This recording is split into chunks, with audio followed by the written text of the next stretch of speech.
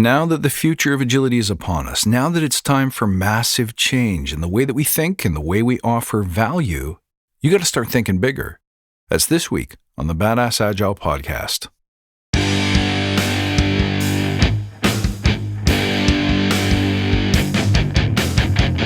Greetings, team. Welcome to the Badass Agile podcast. I'm your host, Chris Williams.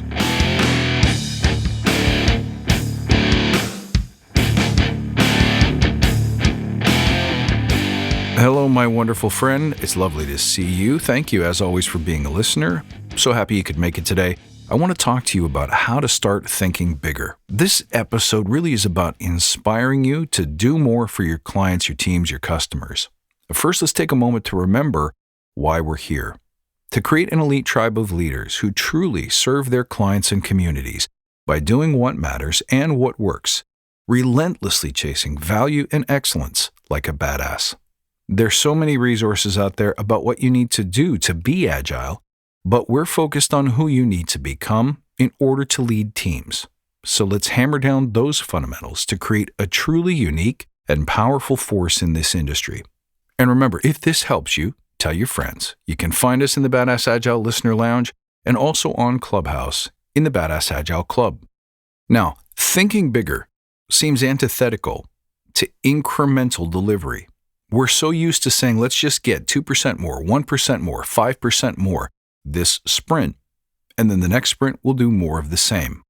Now that's true when it comes to taking big, bold ideas and breaking them into small, releasable chunks of value. But what you don't want to do is make your thinking 1% and 2%. The way to deliver value is in small, appreciable chunks of high priority value consistently over time. That's how you build muscle. That's how you build your brain. That's how you build a great product. But the ideas around product, around improvement, around process, around revenue generation, around a new business need to be enormous. You got to have big ideas. So I want you guys to start serving your clients by thinking bigger. Well, what does that look like? How do you think bigger? Just take everything you do and multiply it by 5, 10, 20, 100. For example, right now, in your Scrum team, you're probably thinking about how can we eliminate waste like just 2% waste, 5% waste. But what if you flipped your thinking and said, how can we eliminate 80% of our waste, 80% of our effort even, trying to get most of the value in 10 or 20% of the time and investment? What about helping your product owner not come up with one new product this year, but 5 new products this year? What would they be? How would we shape them so that they're manageable and we can fit them into the same time frame? By hyper-focusing on MVP, extreme MVP. What about this? Don't just fix problems for your team. You know, when you come into work and you're like, well, how's everyone doing today? Well, maybe some donuts would solve that happiness problem. Go way bigger. What are the problems I can fix for the whole organization? What's never been done before? What has never been fixed before? What's something that everyone says is impossible, can't be done? Let's do that. Now that's thinking bigger. Here's one that I know is not going to be too popular. How about we eliminate all meetings? Not just some, but all. So we can have working sessions where we get together, solve a problem, discuss a solution, but we don't meet to meet. We contribute and collaborate online, real-time, offline. Doesn't matter how we do it, but we no longer need a 1-hour meeting to commune, talk, and basically, let's be honest, we spend most of our time in meetings listening to other people, not actively contributing. So let's kill them. How could you do that, by the way? Just to give you a tip, carve out time in your calendar that nobody can book, set the topic to private, even if it's just 1 to 2 hours a day, and let them try and catch you. Dude, that's badass. Come on, you know it is. Here's another way to think bigger. When you're trying to improve quality, when you're trying to increase predictability, reliability, or productivity, when you're trying to get faster, don't create processes, create cultures instead. Cultures of speed, cultures of ruthless elimination and waste reduction, cultures of extreme accountability, cultures of playing to your passion. Do that, and you're breaking every rule of modern team management you can think of, but I'm willing to bet that you'll agree that is the shortest and simplest way to true team happiness and productivity. Here's another one. Abolish all reports. Find some other way to show your customer what's been built. It doesn't have to be the demo. It could be a corkboard where you stick finished things. Dangle a smartphone from a piece of string with your current version of the app preloaded. Post QR codes that have links to the documentation. Have your big old Kanban or goals board or to-do list or checklist or whatever you use to track and manage work. Have that stuck up on the wall where anyone can come in and have a look anytime they want. Completely eliminating dashboards and status reports. I love that one. Here's another way to think bigger. What could we do to triple or quadruple our new skill adoption and attainment?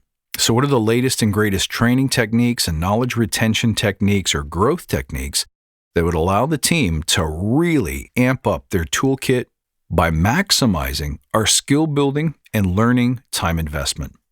Now, those are just some examples that pop into my head of how we could create tremendous value by thinking always bigger, bigger, bigger. And in your mind, you might be thinking, well, this sounds like even more pressure and more stress for teams. No, it's not. Because if you focus on the bigger ideas, on the bigger components of massive value, here's what happens. You stop thinking about the inconsequential. You stop worrying about the little tiny details because you'll realize that perfect is the enemy of done. And the better you get at releasing high-value things into the wild, the more value you add to the organization, not by tuning your velocity, but by increasing the impact of your ideas and actions. This is where Agile needs to go next. We need to bust out of this bubble of thinking that our primary job is to improve the productivity, reliability, and repeatability of software delivery done by teams, and instead shift our fire to solving impossible problems, to doing things our competitors can't or won't do, to doing things that make our customers go, wow, this is the best thing I've ever seen. This is exactly what I needed. I've been waiting my whole life for this. When you think bigger, these things suddenly become possible. So let's do it. Get out a notepad right now and start thinking, what are problems that we assume can't be solved? What are they, and what kind of solution could I propose that might just be crazy enough to work? What's something that everyone agrees can't be done? You can't do it. What's something that's never been done before or hasn't been done yet? But we know if we could do it, we'd change the world. What's something that would make the universe of your clients, your teams, your peers exponentially better by either subtracting something that's just hugely painful and wasteful and outdated and replacing it with something powerful and liberating and quick and speedy? What can we do to put things in our customers' hands tomorrow? Not 3 months from now, not 12 sprints from now, but tomorrow. Okay, now we're getting somewhere. So here's what I want you to do. I want you to come up with your list of ideas and let me know, does this change things for you? If nothing else, do you notice that you automatically become more passionate, happier, more productive, more amped up about what you do every day? Because ultimately, Agile's got to be about one of two things for you. It's either got to make you a whole lot happier, or it has got to make you a whole lot faster. I personally would love a ton of both, because I think that is how we jump into the ice bath. That's how we smack the universe across the face and say, wake up. It's time to do better, to be better, to become more. My friends, thank you for listening today. As always, you can reach out at badassagile.com or find me on Twitter at badass_agile. I look forward to seeing you next time, and until then, stay badass.